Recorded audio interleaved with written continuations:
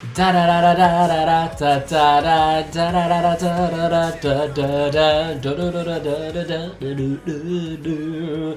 you are a fan of Uku Suviste, then you know exactly what I was humming. That was the Lucky One.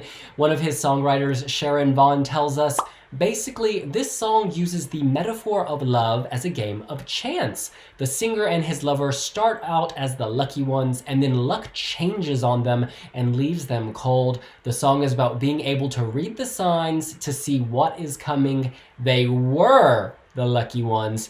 The question now, you guys, is will Uku be lucky at Eurovision? Should we talk about it?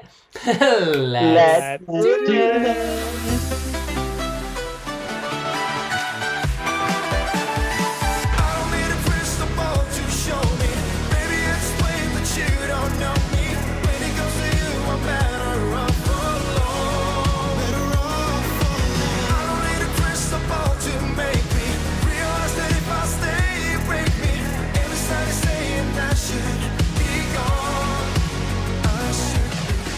Alright, let me kick this off by saying I think this song is much better than his entry from last year. I think the production here is much more 2021, whereas last year it was perhaps a bit too old-fashioned for my liking. I think he delivers it well. I think he is very handsome. You know, you just want to imagine him in a love scenario. As in the music video, it's very sensual. He works all of his assets to great effect. I think the stage show was a little messy that we saw in Estilao. There was a lot going on, from drowning to an explosion of color to... I think if they simplify this, it'll be more interesting and more palatable. I do think it's an uphill struggle for him though, performing second after Senit, after Adrenalina, but I wish him the best. Sinan, what about you? I like the song better than last year. I can really say that. It's more dynamic. He sings it even better, and the staging was actually, I liked it very much. I didn't know that his staging was something like this because I never watched Estilao. I watched it before recording this Wiwi jury video. The music video is very interesting. Wow, like with the girl, those parts, you know what I mean? Yeah, but overall, I like the song and I wish him good luck. He looks also good. Let's just point out that because people also get votes for just, looking good. Presents, Oliver. I do have to agree with this being a step up in terms of quality from last year. I think Uku Suviste has done really well to listen to feedback, and there's a lot of variety in this song in terms of showing off his vocal. You have got that climax moment, and it doesn't feel too repetitive. Now, I didn't see no climax, but what part of the video was that? Oh no, we're not gonna go there on this day. Okay. Forgive me, please. Yeah, I think his vocal is really good on this one, especially on the chorus. That I can feel, even though I'm numb. That part is really strong. I can feel, even though I'm numb, the change to come will hurt someone. But the stage show is just so bizarre and feels like there's a hint of desperation in there, even though there's a dynamic element to the studio cut. The stage show just feels completely lifeless, and I wonder if that's something to do with the lyrics of this song. I don't really feel a connection to it. No matter how many times I try to read them, try to understand them, I just don't really get what it's about. And if you can't make that connection with the audience, I do think this is going to struggle. If we actually look at the Estelao results, Uku didn't do so well with the juries. He was down there. It was the televote support that propped him up. And I think rightfully so. He deserves his Eurovision shot. But is this the one to go back with? Not quite sure. A step up, but it's not quite doing it for me. Jonathan, is it doing it for you? A bit. I mean, yes, it is definitely a step up from last year, but I'll be honest, that wasn't particularly hard considering the song he entered with last year. Um, I do think this is in the studio version. It is more captivating. There's a bit more drive. There's a bit more passion to it, and yeah, I do not hate the studio cut, while as I would potentially use that word last year. I do think it's a solid sort of song, and I don't mind the song.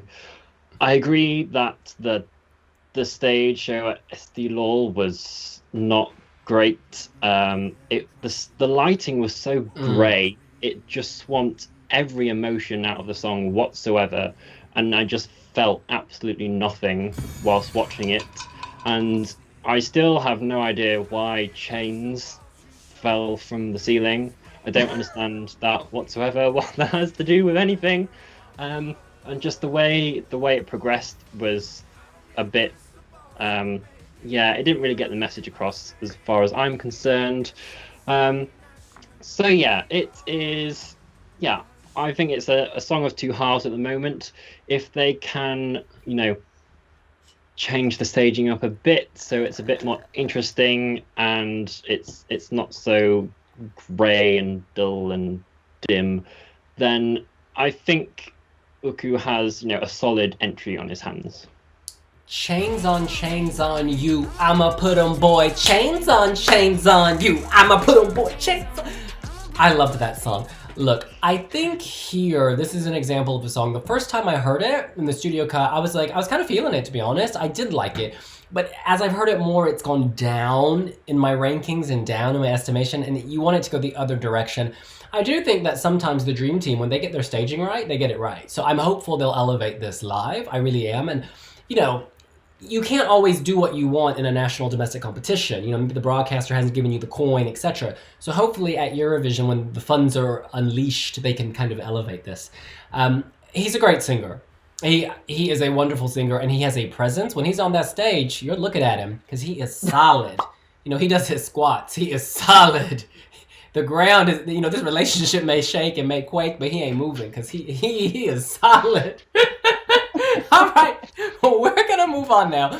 Let's go around and give our scores out of a 10, along with a prediction of whether you think this will make the final of Eurovision, starting with Sinan. I think it can make the final if they, enchant a little bit, the staging. I don't think he has problems with, with his voice, singing live. Maybe he should have a little bit choreography, to the song. Why not? That will be plus for me. But yeah, maybe he will qualify. I don't know. But my points are 6 out of 10. Thank you so much, Oliver. It's a 5 out of 10 for me. I think this is smack bang average. There's nothing that pulls me completely positively or negatively about it. It's radio friendly, but am I going to tune into this radio station that's playing The Lucky One? Probably not. I think if they fix the staging, this has a chance, because let's not forget, he won Estilal by a landslide. Yeah. He won Estilal last year as well, by a decent amount, if I remember correctly. And there's clearly something there that is making the people of the televote, pick up their phones and dial in their numbers. But the juries, especially what happened at Estilal, I don't see them responding to this. I'd like to see it in the final, but I don't think it's happening. Jonathan. So I tend to give my scores purely based on the studio cut, just because we haven't seen live performances from everyone, so it's hard to sort of pick a mix between all of them. So I do quite like the studio cut, so I gave it a 6.5 out of 10. The live version would have dropped it down a fair amount for me, I think. But ultimately, I, at the moment, do not see this going through to the final. Unfortunately, I think performing second in between Senit, who is full of life, and Benny Cristo, who is also full of life. I think they are just gonna wash him away, unfortunately. And yeah, if the jurors weren't responding at SD Lal, I can't see them responding at Eurovision, and I just feel sure the televote pulled him up, but part of me thinks that's because he's a bit of a name there, and I don't think that will translate to the televote at Eurovision, unfortunately. Now, I'm just going to give some context. Jonathan Votri, you are Mr. Sunshine. I'm looking at your scores. I won't name the countries. 7.5, 9, 7, 7, 8.57, 7.57. So our man, his range is more 6.5 to 10. So if Uku's getting a 6.5, that tells you something. I would usually reserve, 2s and 1s and 3s for national final songs that can't string 2 notes together, whereas this has a solid melody, so that I somewhat enjoy. So magnanimous. I love your generosity of spirit. My score is a 5. I do think this is quite average at the moment. That's not to say it can't elevate, because it can. But I do think coming after Sanit, who is spending the entire GDP of San Marino on her stage show, anything is going to pale in comparison. She's going to have gasoline, kerosene, adrenaline lighted up, neurotransmitters firing, my synapses explode. It's going to be wild. And so I do wish Estonia the best, because they're going to need it following that. In any case, we are not the only Wiwibloggs. There are dozens of us all over this great earth, and they have also given their scores out of a 10. And when we take the overall global average, we get 5.07. So that is bang on average on the 10-point scale. It's an improvement on last year, because I've just looked it up. He was bang last in the Wiwi jury last year with 4.1. Oh, wow. So it has gone up, and I don't know all the scores yet, but I don't think he'll be last, at least. Well, I can confirm that at the time of publication of this video, we have published 16 videos, and he is in fact last. But there are still many videos to come, and so you're going to have to wait and see if he stays there. Is he the unlucky one? In any case, that's what we think. What do you think? Can Estonia make the final? Do you think producers have, consigned this to death by putting it in second after San Marino? Let us know here on Wiwibloggs. Write all of your opinions down this video below. We love to read all of them. Please subscribe to our channel, because we have so many things for you. And of course, follow us on socials. We're at Wiwibloggs on Twitter, Instagram, Facebook, TikTok. You name it, we're on it. And of course, wiwibloggs.com.